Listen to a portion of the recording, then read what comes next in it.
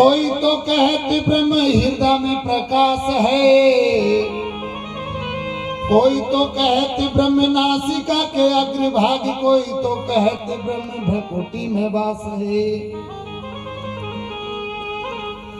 कोई तो कहते ब्रह्म 10वें द्वारपाल, कोई तो कहते भंवर गुफा में निवास है।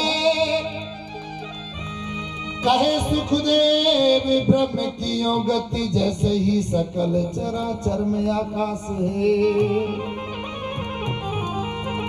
कोई कहता है कि नाभि की पूजा करो, नाभि में परमात्मा विराजमान है। कोई कहता है कि घट में परमात्मा विराजमान है। कोई कहते हैं कि नासिका के अग्रभाग और इंगला पिंगला और सुषुम्ना के अंदर सुषुम्ना में विराजमान है। कोई कहते हैं कि भ्रकुटी में उसका वास है। कोई कहते हैं कि 10वें द्वार पार है। लेकिन हम नर हैं, तो नर के पूजन की बहुत बढ़िया व्यवस्था रामचरितमानस करती है। और उन्होंने कहा है कि अनुपम गुरु वशिष्ठ कहे गयमु हंकारा, आए द्विजन सहित नृप द्वारा। एक मानव को माता पिता और गुरु का पूजन करना चाहिए, लेकिन गुरु कैसा हो? ये रामायण कहती है कि गुरु वशिष्ठ जी जैसा हो। अब वशिष्ठ किसे कहते हैं? वशिष्ठ किसी आदमी का नाम नहीं है, ध्यान रखना। आप कहो कि वशिष्ठ जी राजपुरोहित थे और दशरथ के दरवाजे पर, नहीं। वशिष्ठ अजर अमर पद का नाम है। बलिर व्यासो हनुमत जामवंत वशिष्ठ, ये सब अजर अमर है। ये 7 वस्तुएं अजर अमर है।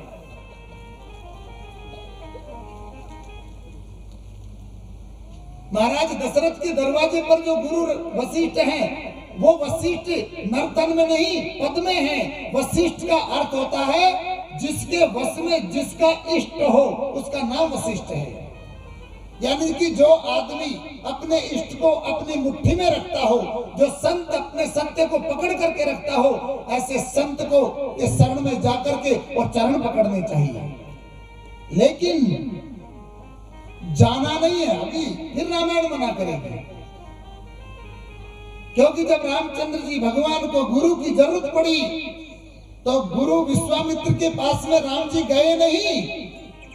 विश्वामित्र जी खुद राम जी के घर पर आए हैं। आप पात्र बने, आप तो केवल भजन करना चालू करें। जिस दिन आप में पात्रता का अंकुर पैदा होगा, कोई न कोई संत आपको पकड़ करके और घसीट कर मर्यादा पुरुषोत्तम रामायण कहती है। पुरुषों में उत्तम जिन्होंने एक मर्यादा का पुल बांधा। मानस में जब सुतीक्ष्ण का प्रसंग आएगा, अगस्त ऋषि के दरबार में कभी सुना होगा और न सुन पाओगे कि किसी भैया ने कहा कि हम अपने भाई और भाई का खाते जाएंगे अपना घर बार। ध्यान रखना आश्रम का। उन्होंने कहा कि महाराज आश्रम का ध्यान तो हम रख लेंगे, मेरे राम, लेकिन करना पड़ेगा कि क्या, और प्रकट होने वाली वस्तु की चाबी दे जानी पड़ेगी। ऐसा लगता है कि कोई वस्तु पहले से थी। गुरुजन का भंडार विष्णु ने 4 भुजा रूप धारण आवृत्ति करना, लेकिन बच्चे बनने की कला मेरे अंदर नहीं है, बच्चा बनाने की कला मां के अंदर होती है। इसलिए अब तू मुझे जगदीश से जगत का बच्चा बनाने की कला से उत्पत्ति हुई है। बोल राजा रामचंद्र भगवान की। इनको रोजना की रोटी खवानी है। रामनारायण जी आए थे, उन्होंने वो बहुत नहीं कि रोटी ने पत्थर उठा के पेड़ को मारा, भगवान भूखा रह गया। तो पेड़ के तो लगा नहीं। और सुतीक्ष्ण ने विजयपालु राजा है, राजा दशरथ। राजा दशरथ चक्रवर्ती सम्राट है। राजा दशरथ के भुजाओं की ताकत से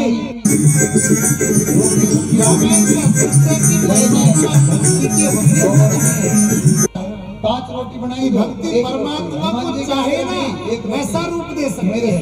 परमात्मा आए तो 4 भुजानाथ बन करके है, और परमात्मा को बालक बन करके रोने के लिए मजबूर कर दिया। दिया, यानी कि भक्ति परमात्मा को रोने के लिए मजबूर कर देती है। भगवान को रोटी रोटी जी में क्या जैसा चाहे वैसा रुलाती है भक्ति परमात्मा को।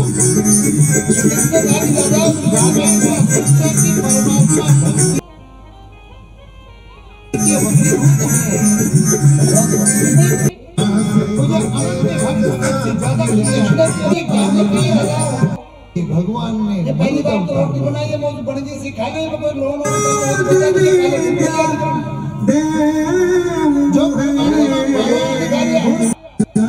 एक बगल में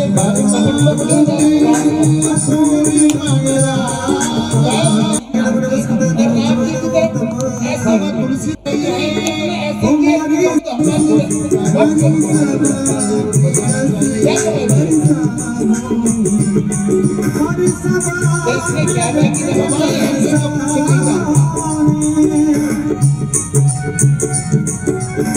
रोटी खाओ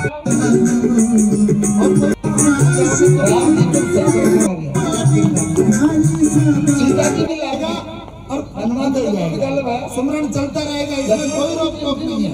लेकिन अगर इसमें कोई गांठ लग गई, अगर इसमें गांठ लग जाए इसके गलते भक्त से गांठ खुल जाएगी। दूसरे दिन सुतीक्ष्ण फिर गए रोटी बनाई इसलिए और उसने गलती से कह दिया कि अगर जरूरत हो तो ले लेना। लेकिन ओरिजिनल तो एक राम जी बाहर बैठ गया नहीं, राम जी ने एक रोटी ले ली क्योंकि आपको मुझे पता है इनकी तो पूजा दूसरे दिन जवाब लेगा का कि पूजन का स्थान अलग अलग होता है।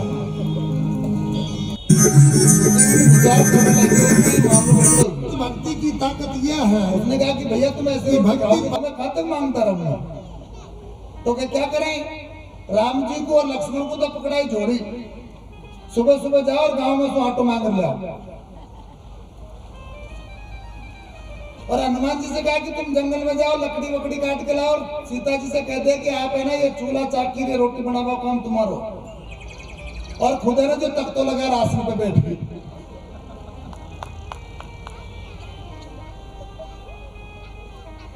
एक महीने तक प्रोग्राम चलता रहा और हनुमान जी को दरवाजे पे बिठा दिया कि सारा दिन दरवाजे पे खड़ा रहेगा और कोई भी आएगा तो मेरे बिना पूछे आश्रम में प्रवेश नहीं करना चाहिए। अब हनुमान जी जैसे पहरेदार मिल गया, अब एक महीने के बाद में गुरु जी तीर्थाटन करके आए, दरवाजे पे हनुमान जी ने कहा कौन हो, बाहर आओ। अगस्त मुनि ने सोचा कि गजब हो गया,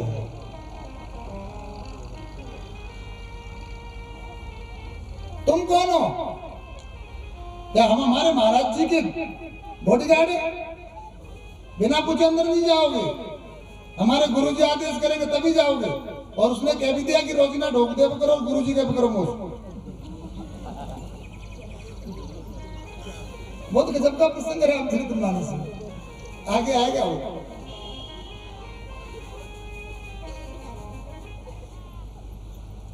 अगस्त जी ने कहा कि जाकर के कहो तुम्हारे गुरुजी से कि थारो भी गुरुजी आ गया।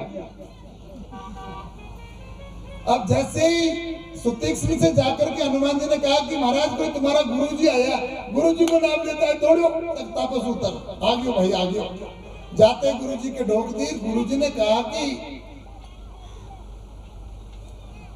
सुतीक्ष्ण ये कौन है? ऐसे हनुमान जी की तरफ हाथ किया और हनुमान जी वहीं पत्थर पे हो गए। आगे गए तो सीता जी लीप पे लाग रही आंगन कि ये कौन है? तो सीता जी लीप की ऐसे कैसे रह गई। और राम और लक्ष्मण सुबह सुबह आटा मांग करके ला रहे थे, तो राम और लखन को देख करके कहा कि ये कौन है? तो वो वहीं के वहीं रह गए, खड़े के खड़े पत्थर की मूर्ति हो गई साहब। इसलिए लिखा है कि प्रबल प्रेम के पाने पड़कर प्रभु को नियम बदलते देखा। प्रभु अपना नियम बदल देता है। सारी प्रकृति परमात्मा के द्वारा संचालित है, इसलिए प्रकृति में परिवर्तन केवल परमात्मा ही कर सकता है।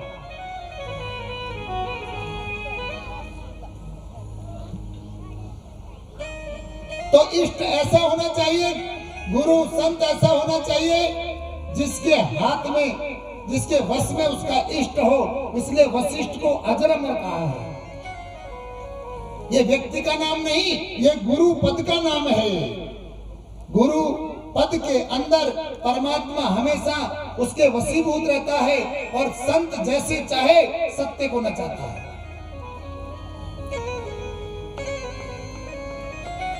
और संत भक्ति के बिना नहीं बन सकता।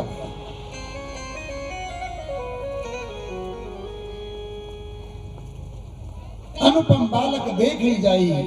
वशिष्ठ जी ने जब दोनों बालकों को जो अनुपम है, अद्भुत है, देखा और देख करके रूप की राशि गुण के खान प्रभु राम को हृदय में उतार लिया वशिष्ठ जी ने साहब।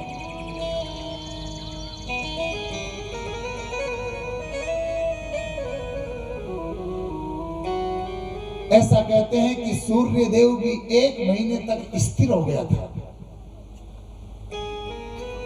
सूर्य के घोड़े रुक गए।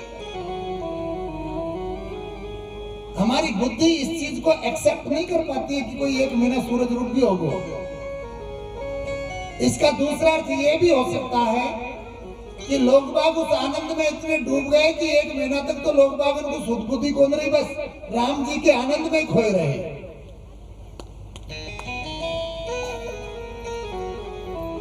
मास दिवस कर दिवस भामर मन जाने कोई। 1 महीने का 1 दिन हो गया, इस मर्म को कोई भी नहीं जान पाया। और रथ समेत रवि था कहूं निशा कवन विधि होई। रात्रि होना ही बंद हो गया। 1 महीने तक की अवधि के लिए राम के दर्शन करने के लिए सूर्य का रथ भी यथावत स्थित रहा। भोलेनाथ पार्वती से कहने लगे, हे पार्वती, एक और ऐसी घटना जिसका किसी को पता नहीं है वो भी मैं आपको सुनाता हूं।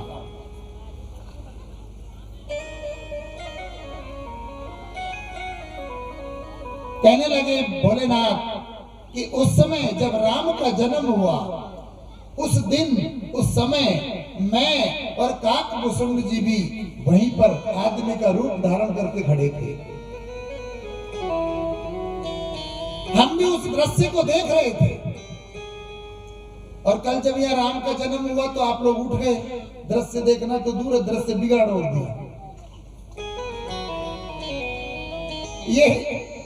ये जो हम ये झांकियां दिखाते हैं, ये झांकी केवल आपके मनोरंजन और घट की पवित्रता के लिए दिखाई जाती है। ऐसा कभी मत सोच लेना कि ये झांकी पैसे कमाने के लिए दिखाई जाती है, नहीं। और मैं मेरी 136वीं कथा में ये पहली बार है जिसमें मैंने झांकी वाला बुलाया है, जो भी आप लोगों के आदेश के आधार पर। कल राम जानकी विवाह की झांकी रहेगी। और मैं तो ये कह रहा हूं हमारे पंडित विद्वानों से कि जल्दी निकाल देना यार, सर्दी बहुत पड़ती है। क्योंकि कल इतनी हवा चल रही थी कि मैं जब वहां जाकर के खड़ा हुआ तो मुझे मालूम है कि वहां बैठने वाले लोग बहुत परेशान होंगे।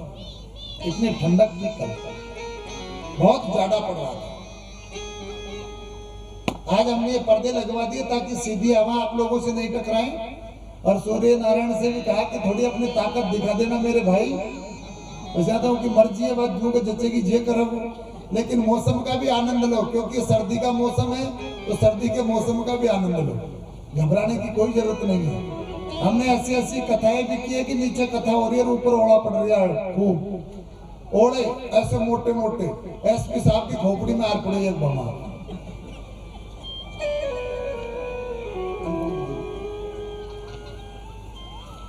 तो ऐसी ऐसी कथाएं भी हमने की है। तो हम लोग बिल्कुल निश्चिंत रहें।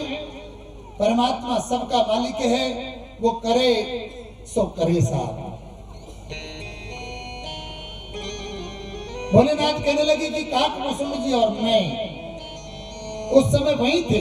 हमने ये देखा है, एक एक गली में प्रसन्नता की लहर उठ रही थी।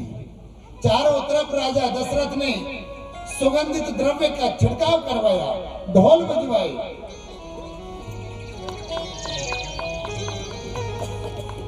और राजा दशरथ ब्राह्मणों को, संतों को, विद्वानों को और बांदियों को, गणिकाओं को, जितने भी विरदावली गाने वाले चारण वाट सबको हाथी, घोड़ा, मणिक, माणक, लाल, हीरे, पन्ने, जवाहरात दक्षिणा में दे रहे थे, दान में दे रहे थे।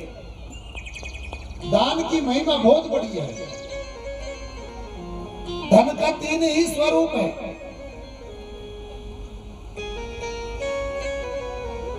धन्य है जिसका जीवन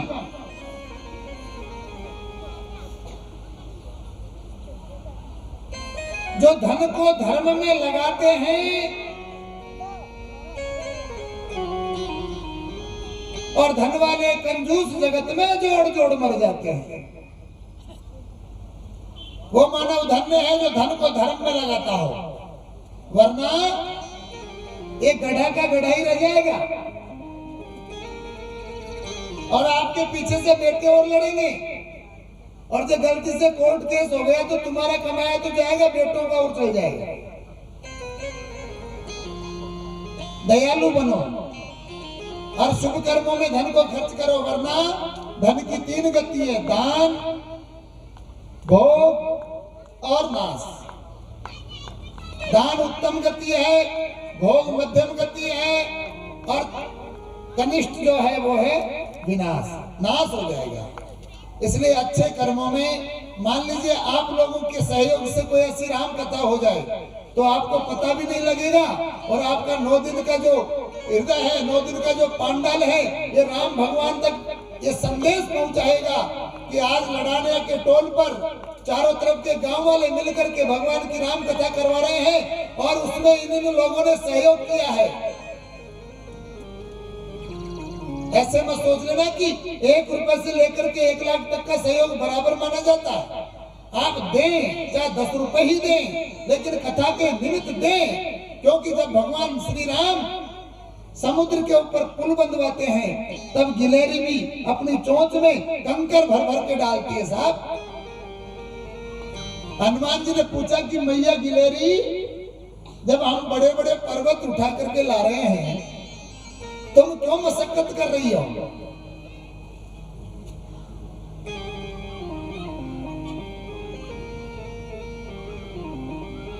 क्या होगा आपके ये कंकर डालने से? तब गिलेरी कहती है कि मुझे पता है कि मेरे इस कंकर से कुछ भी नहीं होगा, लेकिन जब मेरे प्रभु राम का इतिहास लिखा जाएगा तो एक कागज के छोटे से अक्षरों में मेरा भी नाम होगा, मेरा भी नाम होगा। इसलिए मेरे भाई बहन, आपसे निवेदन है कि इस कथा में अपना नाम दर्ज करवाओ।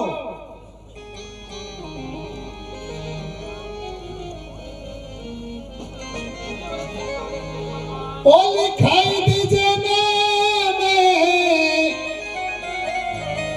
लिखाई दीजिए सा, अरे गुरु पैया लागू नाम लिखाई दीजे सा, गुरु पैया नाम लिखाई दीजे सा, ओ लिखाई दीजे नाम, सुनाई दीजे सा, लिखाई दीजे नाम, सुनाई दीजे सा, गुरु पैया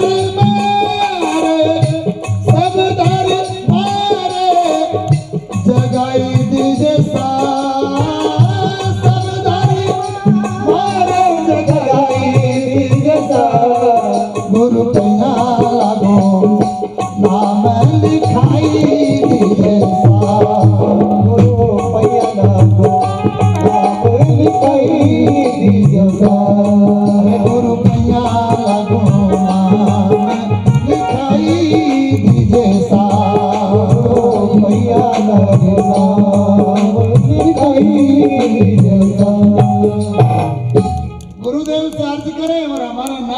परमार्थ में लिखवाया जाए,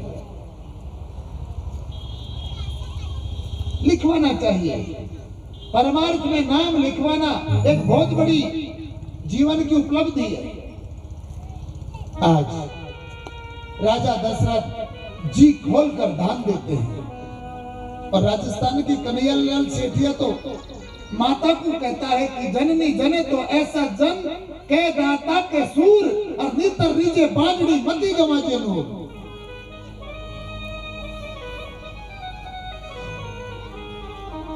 राजा दशरथ ने खूब दान दिया। हे पार्वती, ये मैंने मेरी आंखों से देखा है। काकभूषण जी ने अपनी आंखों से देखा है। कछुक दिवस बीते यही भांति, जातन जाने दिन अरुराती। कुछ समय बीता और राजा दशरथ विचार करने लगे कि मैं पुत्रों का नामकरण करूं। कि नामकरण कर अवसर जाने, बोली पठिए मुनि जाने।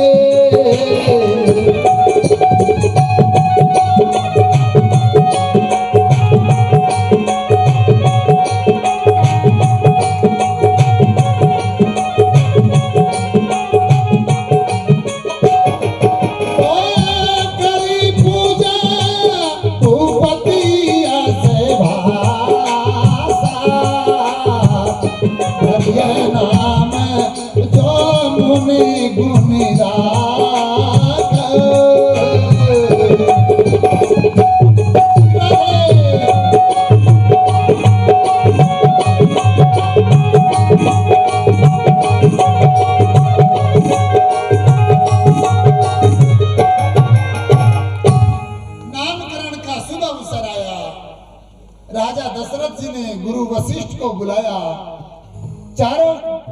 तीनों रानियां चारों बच्चों को गोद में लेकर के और आंगन में बैठती है। गुरु वशिष्ठ जी और राजा दशरथ की गद्दी लगाई जाती है और फिर नामकरण की तैयारी होने लगी है। बच्चे बच्चियों का नाम रखते समय ध्यान रखना चाहिए। अभी हम 9 तारीख से 5 तारीख तक एक कथा कर रहे थे डग में, तो देखो संयोग बहुत बड़ी चीज होती है संयोग। वहां मैंने ऐसे ही कोई संस्कारों की बात चल रही थी, तो संस्कार में मैंने कह दिया कि आजकल की माता बहना जो पढ़ी लिखी सीटियों में रहती है, वो माता बहना जैसे बच्चा रोता है ना, तो पहले तो रोते हुए बच्चे को माँ गोद में उठा करके अंक में भर करके और कंधे के लगा के और झुलाती थी, मत रो नैना मत रो, तू दूध पता सा पी ले रहे। और बालक को रखती थी, नहीं रुकता तो वो बाहर निकल जाती, पड़ोसन के आ जाती। मेरे बालक को ऐसा लगता कुछ हो गया, नजर लग गई, रो रहा है, मिर्चियां जलाती थी बालक के लिए। आजकल की माता बहनों ने पैटर्न बदल दिया और ऐसा बदला कि जब बच्चा रोता है तो मोबाइल का बटन दबाती है और बटन दबा करके कान के लगा देती है। चाहे मोबाइल में कहीं भी गाना आ रही हो, उनको लेना देना कौन। कोरा कागज पे स्याही बिखेर रही है एक पढ़ी लिखी नारी, और मोबाइल पे गाना चल रही है, मुन्नी बदनाम होगी बेटा थारा लिया। अब बेटो जब बड़े हो गए तो मुन्नी को पतो पूछो।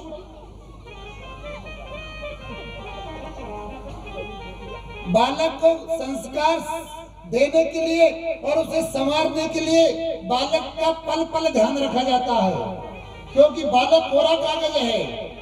अगर आपने गलती से कोई बात ऐसी कर दी, अब हमने जैसे ये बात कही और एक औरत उसी समय खड़ी हुई, उसका नाम मुन्नी था, तो लोगों ने कहा कि गुरुजी ने इस मुन्नी को देख करके और इसके लिए गाना गाया। और वह मुन्नी ऐसी थी कि उसने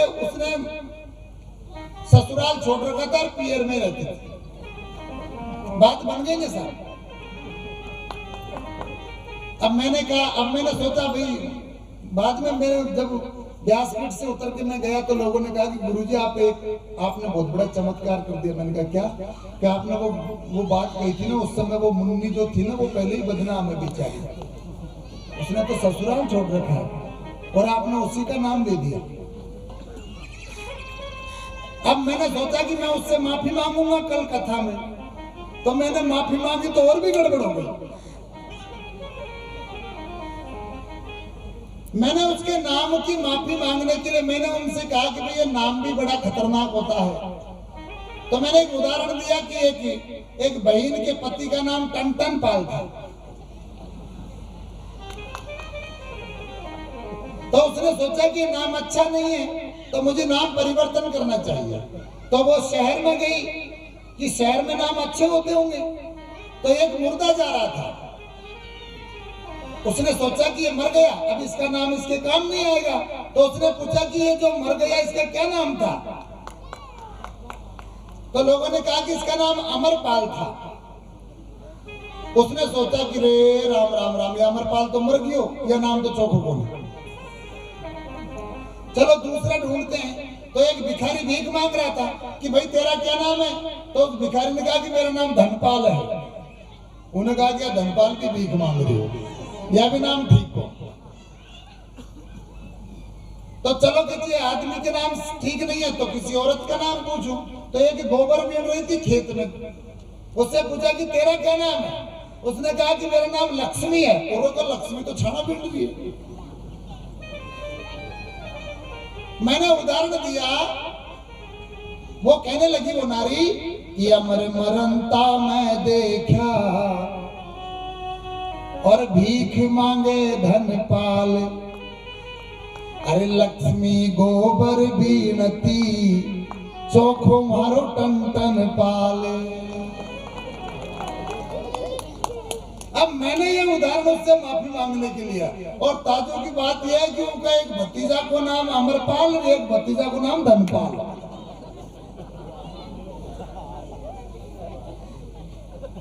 ये पंडित जी मेरे साथ ही थे, तो गांव वालों ने कहा कि गुरुजी क्या इसकी पूरी रामायण लिखोगे क्या?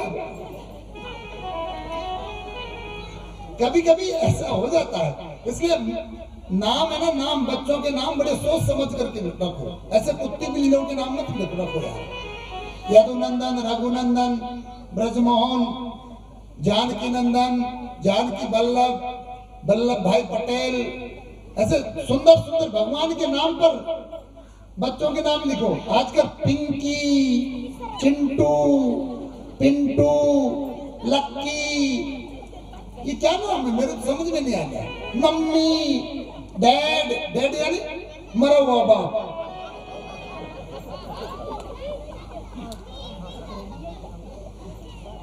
अरे पढ़े लिखों के नाम है। हमारे माँ बाप बढ़िया थे जो अनपढ़ थे, कम से कम नाम तो ढंग का रखा। दयाराम, गिरिराज, कल्याण, रामचंद्र, गोपाल, गोविंद। अरे पढ़ी लिखी नाम जाने कहां से ला रही है। ऐसे नाम का प्रयोग। आज नामकरण होगा और नामकरण के लिए वशिष्ठ जी अपना पंचांग खोलते हैं साहब। सबसे पहले मां कौशल्या राम को गोदी में लेकर के वशिष्ठ जी के सामने बैठती है। वशिष्ठ जी ने प्रभु राम के ललाट को देखा, नैनों को देखा, चेहरे को देखा, हाथ देखे, पैर देखे, और फिर वशिष्ठ जी कहने लगे कि इनका नाम अनेक अनूपा, मैं रब कह बसमती अनुरूपा,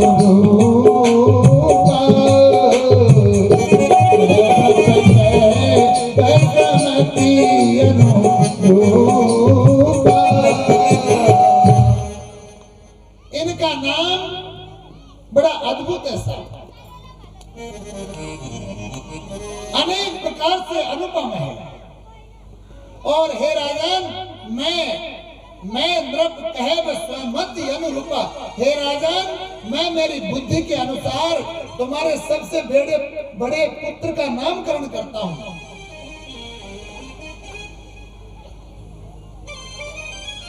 राजा दशरथ जी ने कहा, गुरुदेव बिल्कुल आपकी मर्जी, आप नामकरण कीजिए। और गुरु वशिष्ठ ने कौशल्या नंदन राज दुलारे प्रभु का नामकरण, कितना सुंदर नामकरण किया है कि जो आनंद सिंधु सुखे रासे करते लोक सुखासे।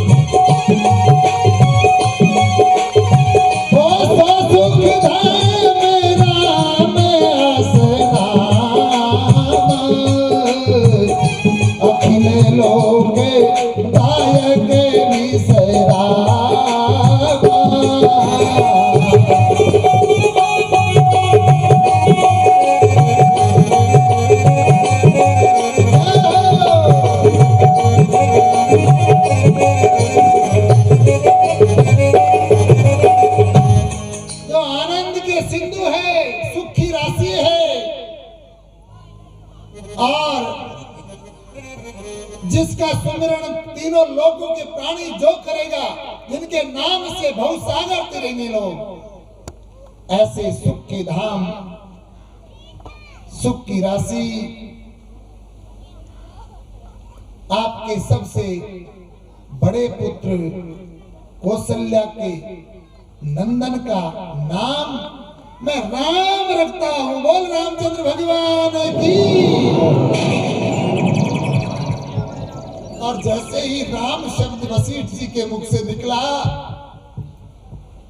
राजा दशरथ हे राम कह करके हृदय में आनंदित हो उठे। राम का नाम करना हो गया सा, एक छोटा सा नाम राम।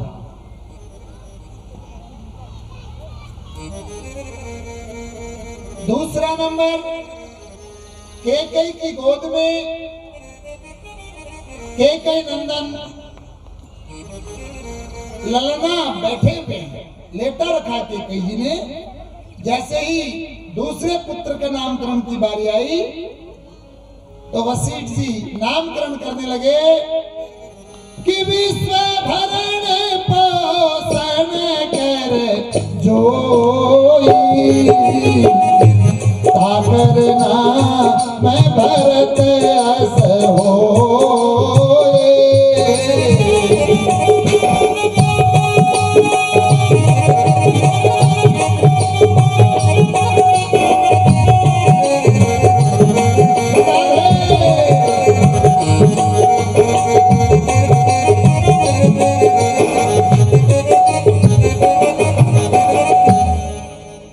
दूसरा पुत्र तुम्हारा विश्व का भरण पोषण करने वाला होगा, और हे राजन मैं उसका नाम भरत रखता हूं। बोल भरतलाल भैया की। राजा दशरथ ने भरत नाम सुना, हे भरत, और हृदय में मूर्ति उतार ली राजा दशरथ जी। और तीसरा पुत्र शत्रुघ्न, तीसरा नामकरण।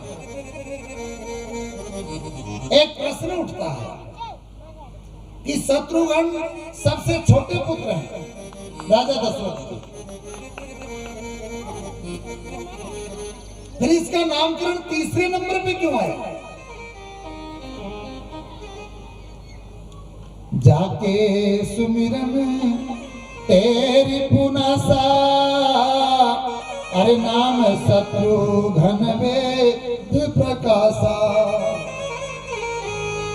जिसके सुमरण मात्र से शत्रुओं का विनाश हो जाए, ऐसे आपके सुमित्रा नंदन का मैं नाम शत्रुघ्न रखता हूं। बोलो शत्रुघ्न भैया की जय हो। लक्षण धाम राम प्रिय सकल जगत आधार, सुलक्षणों के धाम राम के प्रिय सकल जगत के आधार शेष के अवतार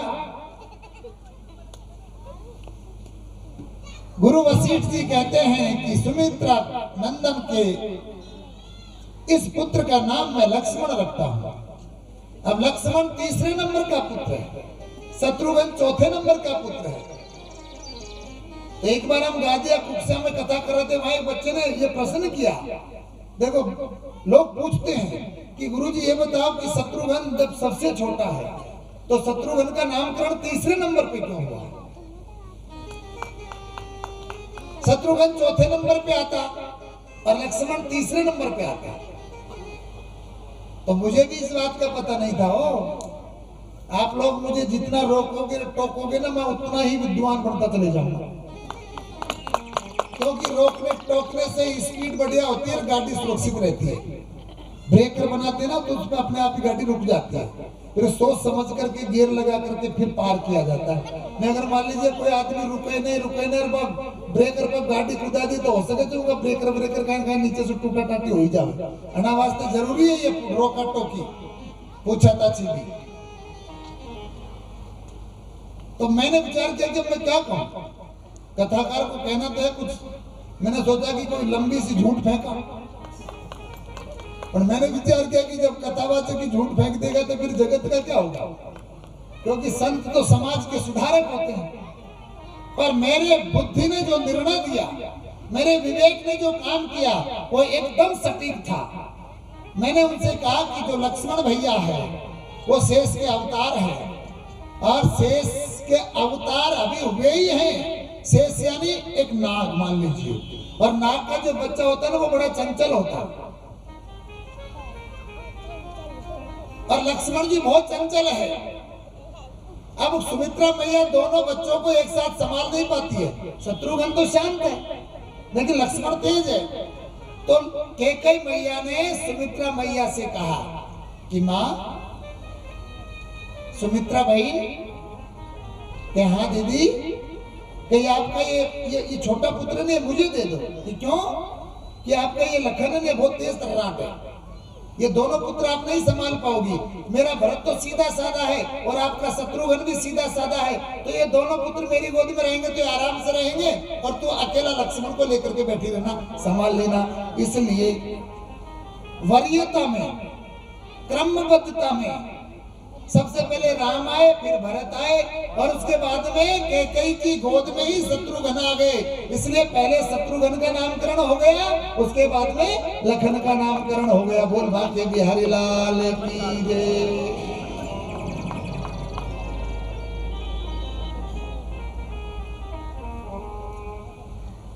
लक्षणों के धाम। फिर एक बात और सामने आती है कि शत्रुघ्न ने पूरी जिंदगी में एक भी शत्रु नहीं मारा, फिर उसको शत्रुघ्न क्यों कहा? रिपु का विनाश करने वाले।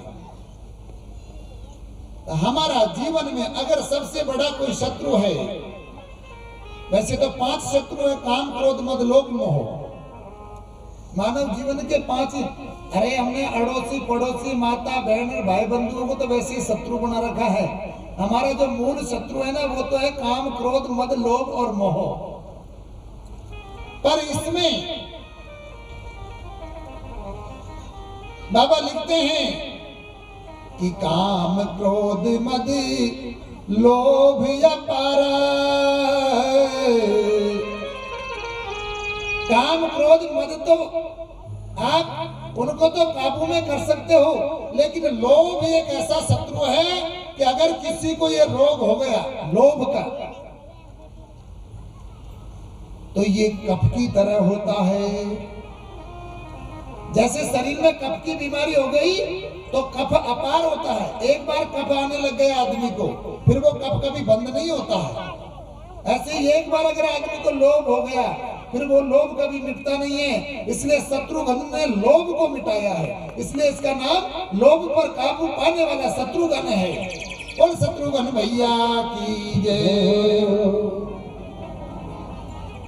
वशिष्ठ जी ने चारों पुत्रों का नामकरण किया।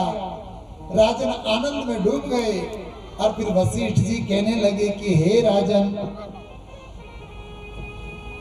आपको बुढ़ापे में पुत्रों की प्राप्ति हुई है, इसलिए पुत्रों का ध्यान रखना है और इस बात का ध्यान रखना कि पुत्र बाप का मित्र होता है।